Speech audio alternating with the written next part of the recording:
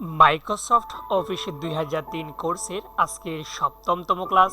আর আজকের সপ্তমতম ক্লাসে আমরা যা শিখবো তা এক নজরে দেখে নেই। আজকের ক্লাসের আমাদের আলোচনা থাকবে ইনসার্ট মেনুর submenu, page number, date and time এবং সিম্বল। আজকের ক্লাসটি যারা প্রথম থেকে লাস্ট পর্যন্ত দেখবেন, ইনশাল্লাহ আপনাদের page number, date and time এবং সিম্বল সম্পর্কে কোনো প্রবলেম থাকবে না। এই জন্য আমাদের প্রথমে যেটি করতে হবে, আমাদের ডেস্কটপ থেকে স্টার্ট বাটনে ক্লিক করতে হবে এবং স্টার্ট বাটনে ক্লিক করার পরে আমাদের নির্দিষ্ট যে মাইক্রোসফট ওয়ার্ড 2003 রয়েছে সেটি আমাদের ওপেন করতে হবে। তো আমরা ওপেন করে নিলাম। এখন আমাদের আজকের প্রথম যে কাজটি সেটি হলো পেজ নাম্বার। প্রশ্ন আসতে পারে পেজ নাম্বার কেন প্রয়োজন। মনে করেন আপনি যদি এখানে 50টি পেজ করতে চান, তাহলে প্রত্যেকটা পেজের জন্য নাম্বার সিলেক্ট করবেন। যেমন 1 নাম্বার পেজ, তারপরে এখানে আমাদের আরও পেজ আসতে পারে 2 নাম্বার, 3 নাম্বার, 4 নাম্বার, এরকম আপনাদের অনেকগুলো পেজ আসতে পারে। যেমন এখানে আমি 3টা পেজ দিলাম, এখানে page number 1, page number 2, page number 3, এভাবে আমার দিতে হবে। কিন্তু এখানে কোনো পেজ নাম্বার 1 লেখা নেই, এই জন্য আমাদের পেজ নাম্বারটা সেট আপ করতে হয়। তাহলে আমরা দেখি তাহলে কী করে আমরা পেজ নাম্বার সেট আপ করবো। এই জন্য আমাদের প্রথমেই ইনসার্ট মেনুতে যেতে হবে এবং সাব মেনু যে লেখা পেজ নাম্বার সেখানে আমাদের ক্লিক করতে হবে।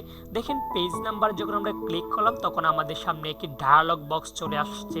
তো আমাদের প্রথমে কাজ হলো আমাদের পজিশনটা সিলেক্ট করতে হবে, যে না আমি যে পেজ নাম্বারটা লিখবো সেটিকে আমি উপরে লিখবো না আমি নিচে লিখবো। এই জন্য আমাদের এখান থেকে পজিশন ক্লিক করে নিতে হবে। তো আমরা পজিশন প্রথমে মাউস পয়েন্ট দিয়ে ক্লিক করে নিব। এখানে লিখে আছে হেডার অ্যান্ড ফোল্ডার। তো আমরা যদি হেডারে ক্লিক করি তাহলে আমাদের সেটি উপরে চলে আসবে নাম্বার, পেজ নাম্বারটি, এবং যদি ফোল্ডারে ক্লিক করি তাহলে এটা নিচে চলে আসবে। তো যেহেতু আমরা ফোল্ডারে ক্লিক করব, নিচে আমাদের পেজ নাম্বার দিতে হবে, এই জন্য আমরা ফোল্ডারে ক্লিক করে নিব। এবং আমাদের আরেকটি কাজ করতে হবে, সেটা হচ্ছে অ্যালাইনমেন্ট। অ্যালাইনমেন্ট শব্দটা হলো স্থানান্তর। আমরা এটা কোথায় স্থানান্তর করতে চাই, সেটা কি আমরা পেজ নাম্বারটা আমরা কি লেফটে দিব, নাকি আমরা রাইটে দিব, নাকি সেন্টারে দেব। এই জন্য এখানে লেফট, রাইট, সেন্টার এবং ইনসাইড এবং আউটসাইড লেখা রয়েছে। তো আমরা যেহেতু সেন্টারে দিতেছি, আমরা সেন্টারে ক্লিক করে নেব এবং আমরা ওকে দিয়ে দিব। তবে তার আগে আমাদের এখানে ফরম্যাটে যেতে হবে। ফরম্যাট থেকে আমরা কি প্রকার আমরা যে নাম্বারটা দেব সেটা আমাদের লিখতে হবে। এখানে বিভিন্ন প্রকার আমাদের এখানে পজিশন রয়েছে, যেমন রোমান সংখ্যা অথবা 1 2 অথবা আমাদের ABCD যে লেটার রয়েছে সেগুলো আমরা ক্লিক করলে হয়ে যাবে। তো আমরা 1 2 দিতে চাই, এই জন্য আমরা 1 2 দিয়ে ক্লিক করে আমরা ওকে দিয়ে দিব, আবার ওকে দিয়ে দিব। তাহলে দেখে নিই আমাদের পেজ নাম্বার আসে কিনি। হ্যাঁ, আমাদের পেজ নাম্বার এখানে 1, তারপর নিচে পেজ নাম্বারে 2 এরকম রয়েছে, 1, তারপরে এখানে 2, তারপরে 3, এরকমভাবে আমরা যতগুলো পেজ নেই না কেন প্রত্যেকটা পেজেরই কিন্তু already page number set up হয়ে যাবে।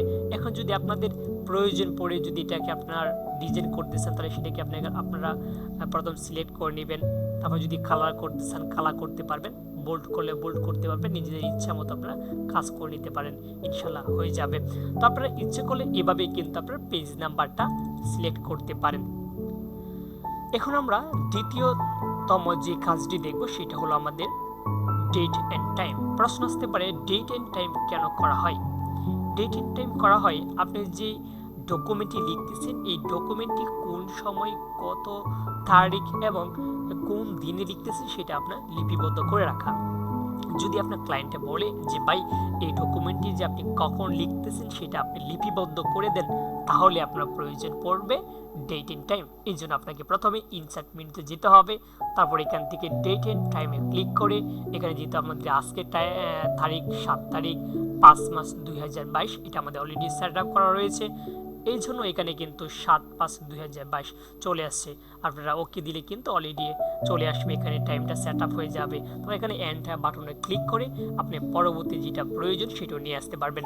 যেমন আমরা এখান থেকে আরও আজকের তারিখ তো দিয়ে দিলাম, আজকে কয়টা বাজে এবং আজকে কোন দিন সেটাও যদি আমরা ইচ্ছে করি, আমরা মাস, আজকের ভারের নাম আমরা সবই সিলেক্ট করতে পারবো। তো সিলেক্ট করে আপনি ওকে দিয়ে দিবেন, তাহলে আজকের ভার এবং আজকের মাস এবং আজকে কত টাইমে আমি লিখতেছি সেটা আমরা সেট আপ করে নিতে পারবো। আশা করি আপনারা বুঝতে পারছেন। এখন আমাদের তৃতীয়তম যে কাজটি, সেই কাজটি হলো সিম্বল। প্রশ্ন আসতে পারে সিম্বল কেন করা হয়, সেটা আমাদের গুরুত্বপূর্ণ। সিম্বল কেন করা হবে? সিম্বল করা হয় বিশেষ করে আপনারা যখন কিছু বাংলা লিখতে যাবেন তখন দেখবেন বিভিন্ন যুক্ত বর্ণ আসবে।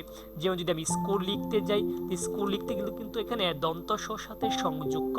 এখন যদি আপনারা এটা না পারেন, যে দন্ত স সংযোগ ক যদি না লিখতে পারেন, এরকম বিভিন্ন হাজার প্রকার যুক্ত বর্ণ রয়েছে।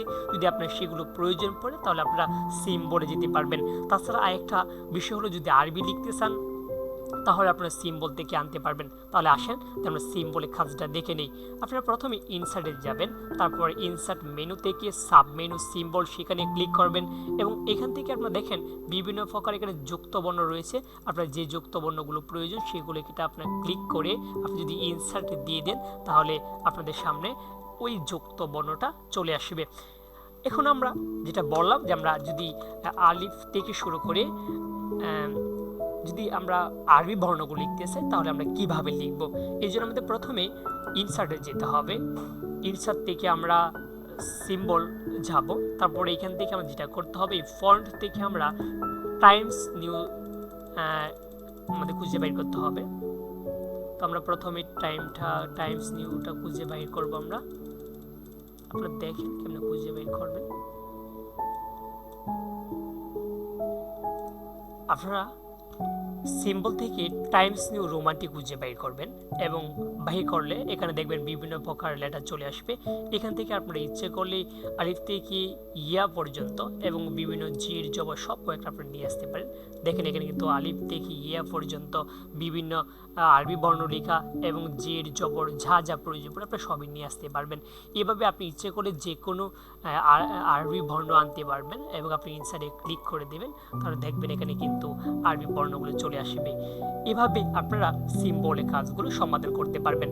আশা করি আজকে ক্লাসটি বুঝতে পারছেন।